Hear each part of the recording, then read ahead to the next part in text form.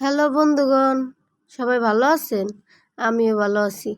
এই যে দেখেন, আজকে দেখাবো আমার বাচ্চারা কি সুন্দর চিকেন স্যুপ খায়। এই কি খাচ্ছ? চিকেন স্যুপ খাচ্ছ? হ্যাঁ, তারা আবার চিকেন স্যুপ খাইতে খুব পছন্দ করে, খুব ভালোবাসে। তারা আবার একঘেয়েমি খাবার খাইতে একদম লাইক করে না।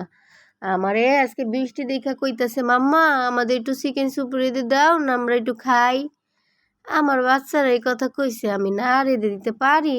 এই যে খাইতেছে কি সুন্দর, আমার মাইয়াটা আবার ঝোলটা খাইতে খুব পছন্দ করে।